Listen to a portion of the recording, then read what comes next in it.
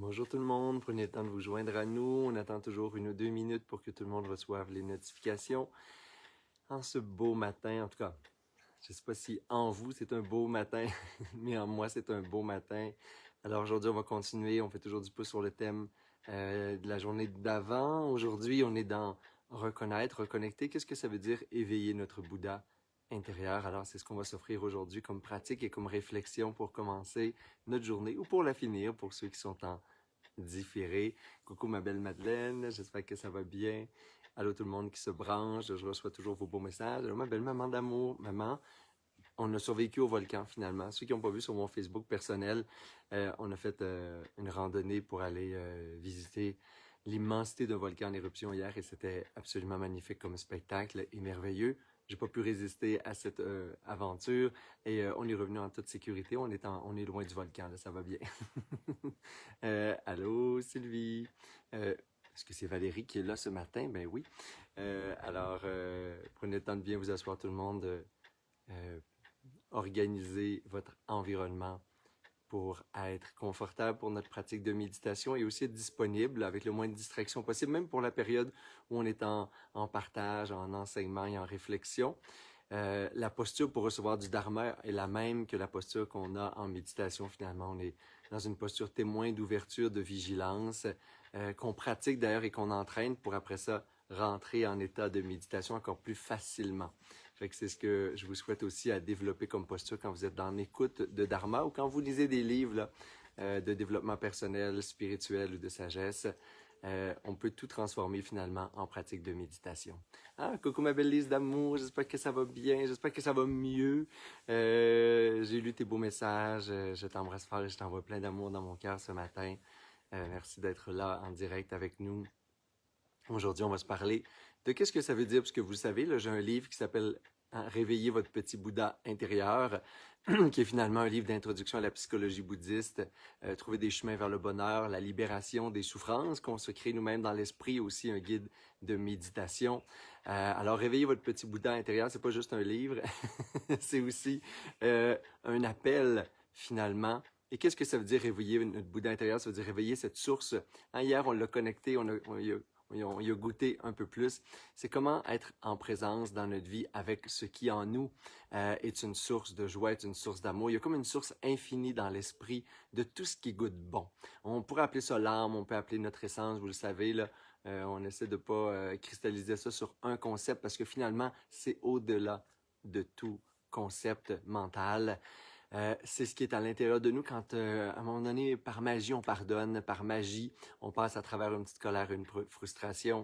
C'est finalement les élans véritables qui nous habitent.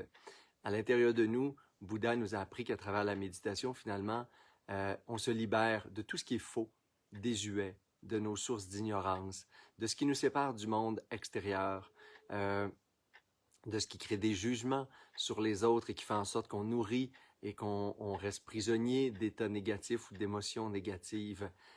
Faire appel à notre petit Bouddha intérieur, même si on n'est pas bouddhiste, en Bouddha, c'est juste un mot dans une langue étrangère, le sanskrit, qui veut dire l'état d'être éveillé. Quand on s'éveille à soi, quand on s'éveille à ce qui est là en nous, au-delà de notre personnalité qui change. Et réveiller notre petit Bouddha intérieur, ce que ça nous ramène, c'est justement cette capacité infinie, mais inouïe, spontanée, rapide, sans souffrance, qu'on a de se transformer. Parce que finalement, il n'y a rien de permanent, même pas notre personnalité. Alors, ce qu'on croit être nous, vous le savez, vous avez déjà vécu des périodes de transformation, même des fois spontanées sans vous en rendre compte. Hein? Le voyage faisait ça avant que, quand on vous en souvenez, à l'époque où on voyageait encore sur la planète, ça va revenir, mais rencontrer des nouvelles cultures faisait en sorte qu'on activait en nous des nouvelles facettes de nous qu'on sous-estimait ou qu'on n'avait pas rencontrées, parce que finalement, il y a un beau proverbe qui dit quand on voyage, le premier étranger qu'on rencontre, c'est nous-mêmes. Le nomadisme permettait ça de constamment se renouveler et de ne pas fixer une personnalité à travers aussi des habitudes de vie, un quotidien qui est fixe, qui fait en sorte qu'on peut rentrer dans l'illusion qu'il y a un moi permanent, un ego permanent, une personnalité permanente. Mais on est capable d'être beaucoup plus souple et flexible dans notre être lorsqu'on change d'environnement et de culture. C'est sûr qu'il y a toujours une résistance, mais on est capable d'un infini amour, de paix, de réconciliation, d'harmonie avec les autres d'une façon complètement inouïe. Et ce qui résiste en nous, ben, c'est cette illusion qu'il y a un petit moi permanent qui est là. Il y a quelque chose en nous qui résiste à développer des qualités sans limite. Ce qu'on identifie comme des défauts, ce qu'on identifie comme nos limites, ce qu'on identifie comme des peurs, finalement, c'est parce qu'on les identifie intérieurement qu'elles sont encore là.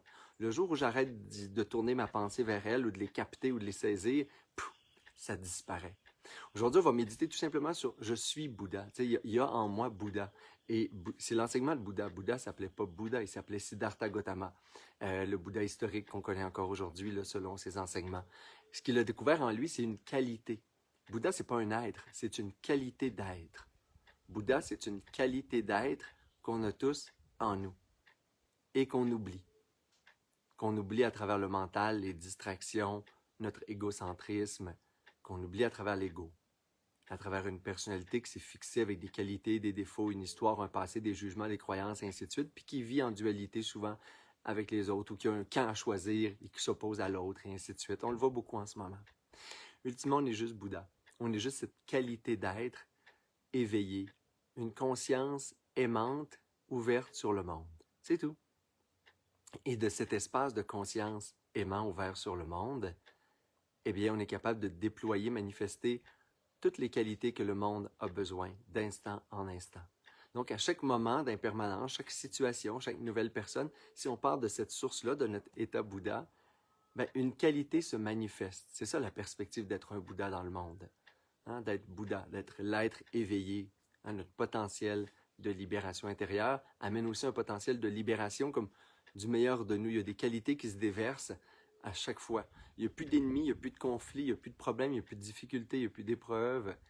Il n'y a que des opportunités de déverser une sagesse, de déverser une qualité intérieure dans un événement, en échange avec les autres, et ainsi de suite.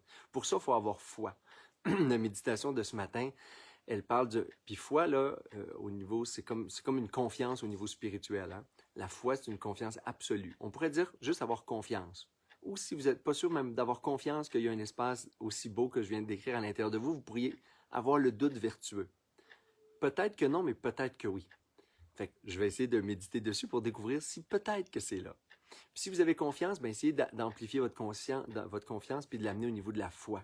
Inébranlable. La foi, c'est finalement une confiance inébranlable, qui ne peut être détruite par absolument rien ni personne. Quelqu'un vous dit que vous avez un défaut, bien, vous pouvez dire que votre comportement a manifesté un défaut. Bien, à l'intérieur de vous, vous vous rappelez que vous êtes Bouddha. Vous n'avez juste pas toujours été digne du Bouddha ou de l'état intérieur Bouddha qui vous habite. C'est tout. Mais c'est toujours là.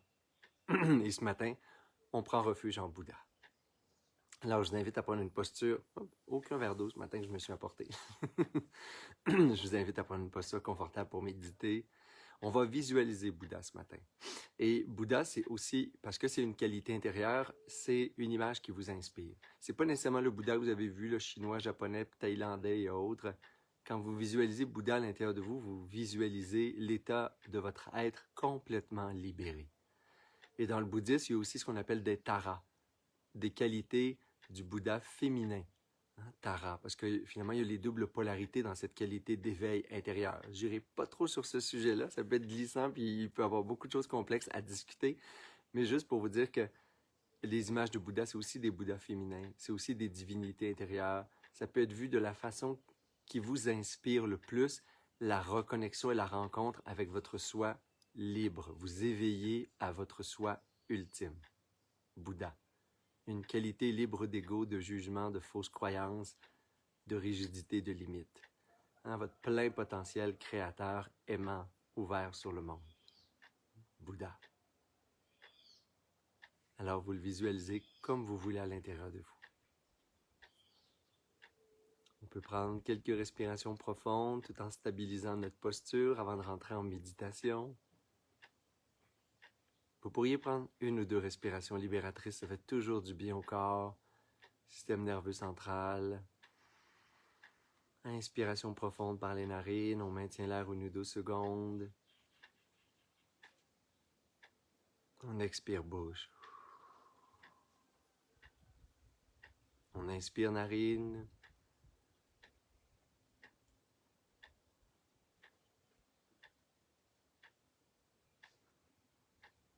On expire, bouge. Des fois, si vous finissez une journée ou un moment stressant, vous pouvez même faire des petits bruits à l'expiration. On inspire. Ah. Merveilleux. Vous pouvez garder les yeux fermés ou les yeux mi-clos.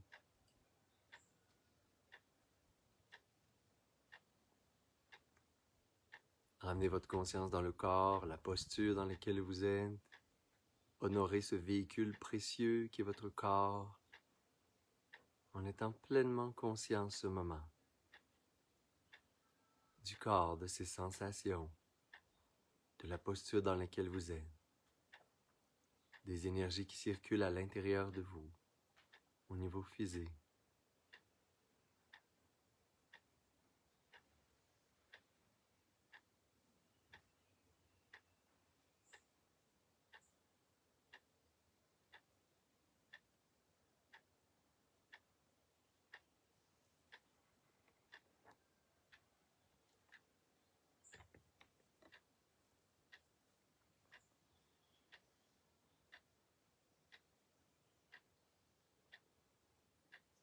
Vous laissez le souffle être naturel et profond. Peu importe les sensations du corps, vous restez immobile, en présence. À chaque fois qu'il y a une tension, un désir de réagir, vous pratiquez la détente, la relaxation consciente. Vous voyagez à travers le corps, percevant différentes formes de sensations, pleinement conscient de la posture dans laquelle vous êtes en ce moment, solide comme une montagne.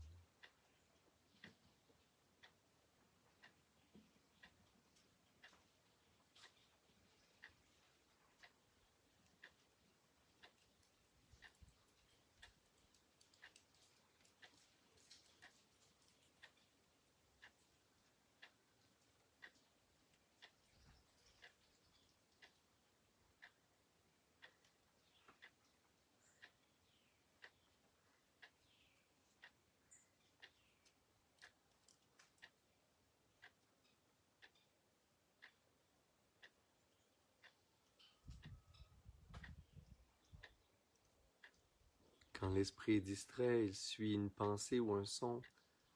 Ramenez-vous au souffle, qui est votre ancrage dans l'instant présent. Et à nouveau, amenez l'attention dans le corps. Offrez à votre corps un moment de présence.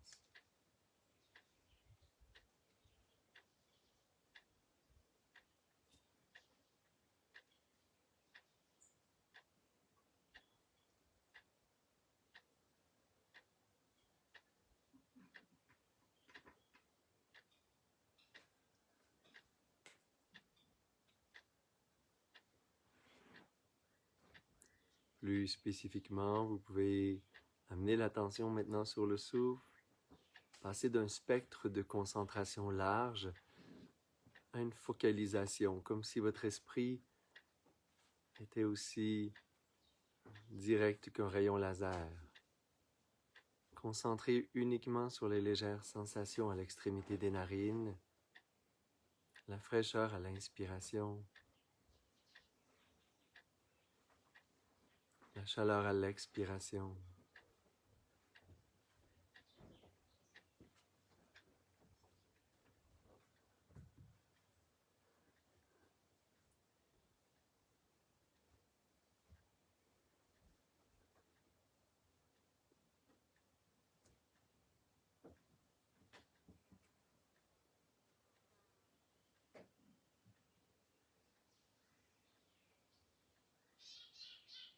Votre corps toujours immobile comme une montagne.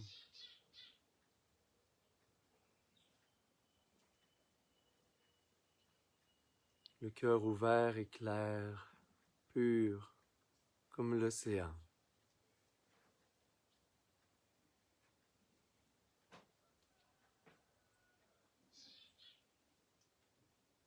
L'esprit léger et infini comme le ciel.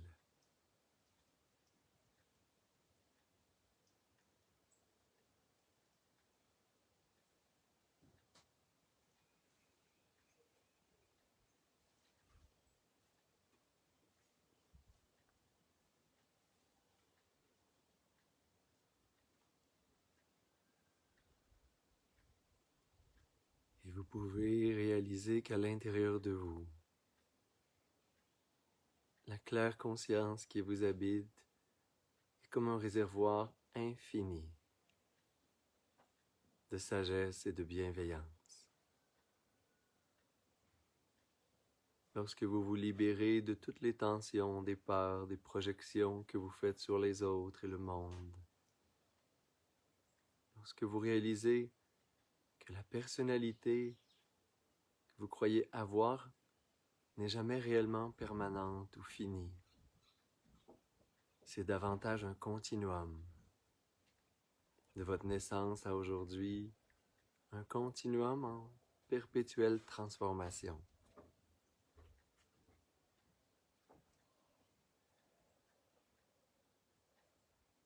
Les habiletés, les qualités que vous avez manifestées lorsque vous étiez enfant sont peut-être pas les mêmes qu'adolescent. Vos croyances, votre vision et vos jugements sur vous-même et le monde se transforment également. Vos idéaux, vos rêves s'adaptent, changent. Il n'y a pas de jeu permanent. Il n'y a pas de personnalité permanente. Un drame d'il y a 10 ans, aujourd'hui est complètement oublié. Une nouvelle préoccupation est dans votre esprit.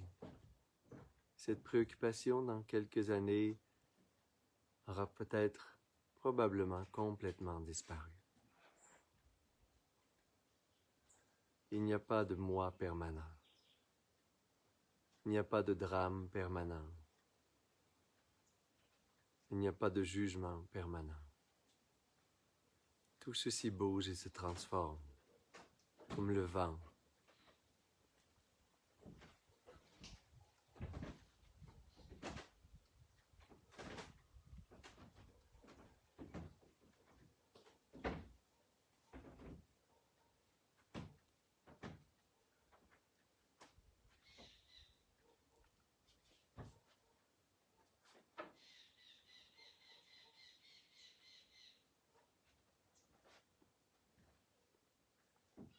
Il faut développer cette confiance et cette sagesse qu'à l'intérieur de nous, ce qui est permanent, c'est l'état d'éveil, l'état de libération. Quand je cesse de limiter mon être à ma personnalité, à ce que je crois être moi, à ce que les autres projettent sur moi. Je suis infini. Amour infini, sagesse infinie, clarté et lumière infinie. Et ces qualités intérieures, je pourrais les nommer comme Bouddha.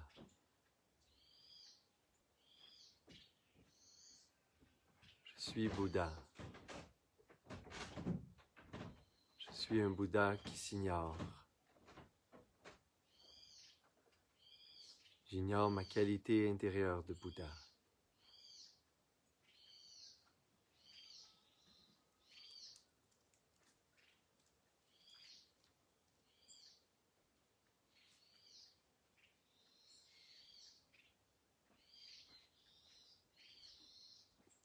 Ce matin, je prends refuge en Bouddha et en confiance, suivant ce ressenti qu'à l'intérieur de moi, par moments dans ma vie, j'ai eu ces éclats de sagesse, d'ouverture, d'accueil, d'amour infini. Je peux imaginer au centre de moi-même Bouddha, ma nature éveillée.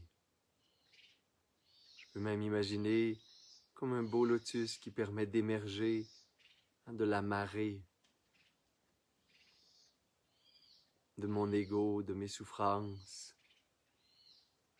Un lotus qui s'ouvre pour dévoiler ma véritable nature en mon cœur. Et au centre du lotus vient se déposer un Bouddha.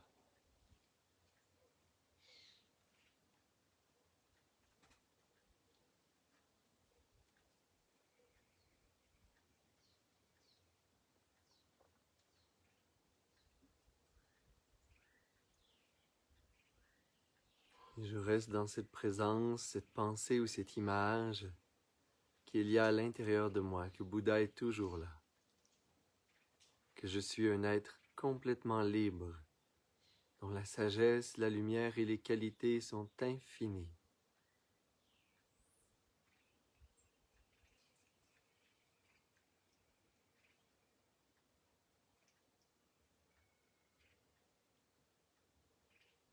J'ai cette potentialité de m'éveiller à mon véritable soi, Bouddha.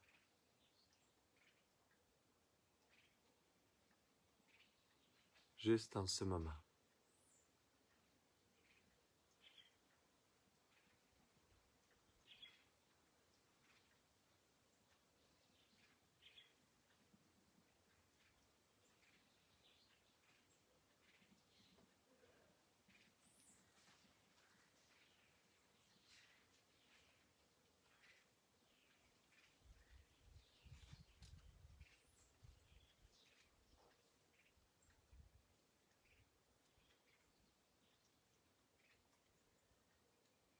Qu'est-ce que ça fait à l'intérieur lorsque je réalise ou je rencontre à nouveau cet espace, cet état libéré, éveillé en moi? Qu'est-ce que ça fait quand je pense que je suis Bouddha? Que j'ai un réservoir de sagesse, de bienveillance et d'accueil sans limite en mon cœur.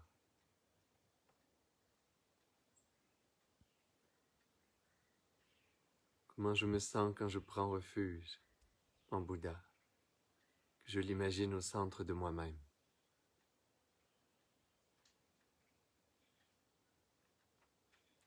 Et que je suis cette qualité, cet état.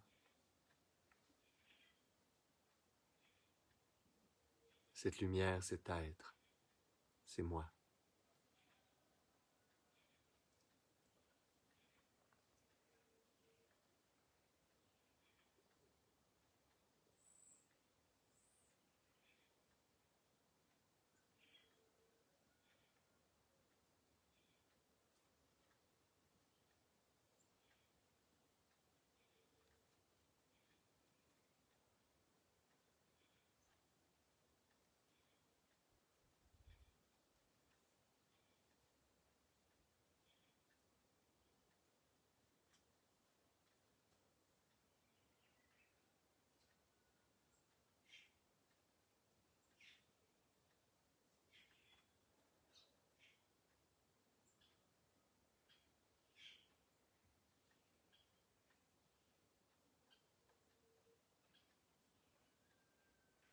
Chaque matin, je médite ou chaque soir pour me rappeler que je suis Bouddha, pour prendre refuge dans cette nature libre et éveillée qui est en moi.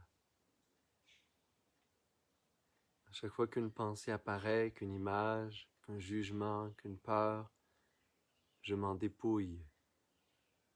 Je me dépouille de tout ce qui n'est pas Bouddha pour retrouver ma véritable nature, pour me rappeler qui je suis réellement.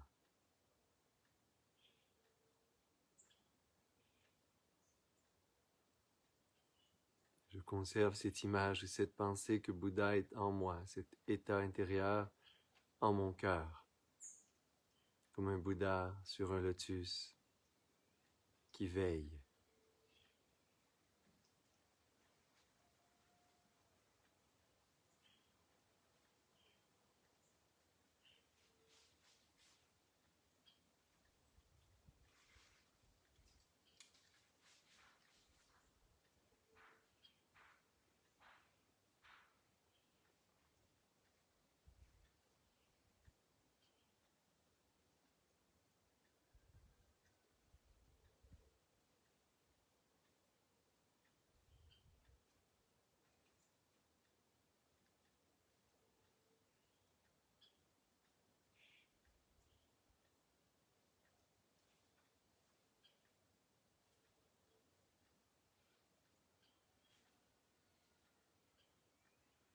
Et ce moment et cette journée est parfaite pour être Bouddha.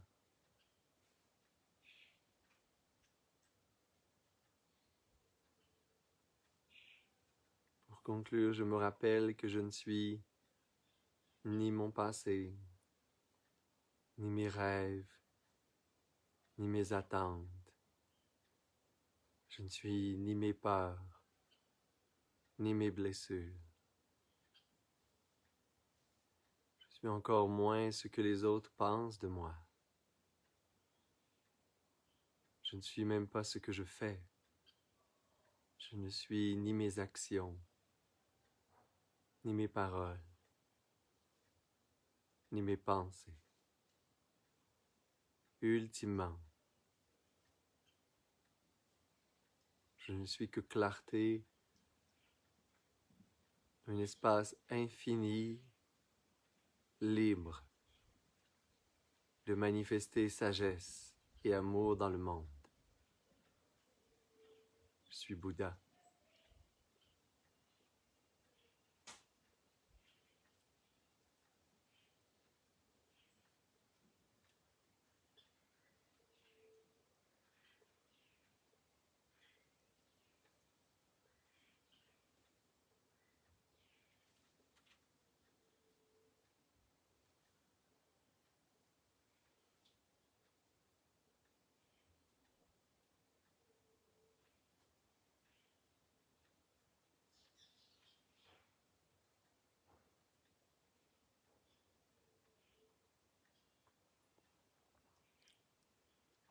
Et vous pouvez doucement reprendre quelques respirations plus profondes. Libérez votre objet d'attention.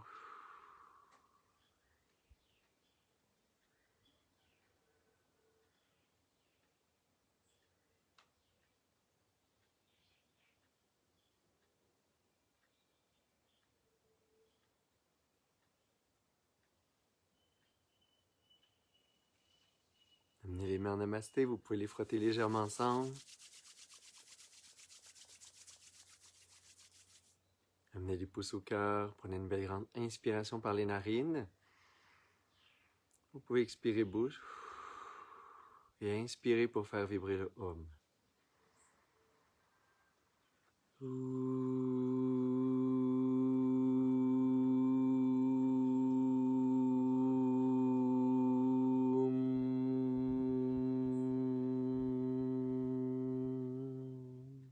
Namasté, mes beaux Bouddhas d'amour. Merci beaucoup. N'oubliez pas que demain, bien que ce soit samedi, pour ceux qui sont en direct, ceux qui sont en différé, vous pouvez les écouter en tout temps. Vous pouvez d'ailleurs les réécouter en tout temps. Mais juste pour rappeler que samedi, demain, à la même heure, on se fait un direct ensemble, qui va être une méditation davantage de pleine conscience, parce qu'il y a tout de même un enseignement avec une pratique guidée à 11 heures sur mon Facebook général. Donc, on se fait un rendez-vous demain samedi. On continue sur la voie sur laquelle on est cette semaine. Alors, on rentre dans notre espace intérieur de vacuité demain. Une autre petite notion intéressante du bouddhisme. Et on va placer l'esprit sur l'impermanence du tout et la vacuité en soi. Vous allez voir, c'est tellement beau et bon comme espace à découvrir à l'intérieur et même à l'extérieur dans les phénomènes et les choses et les autres. Alors, on se donne un rendez-vous demain, ma belle Sangha. Merci infiniment de partager ces moments avec moi. Namasté.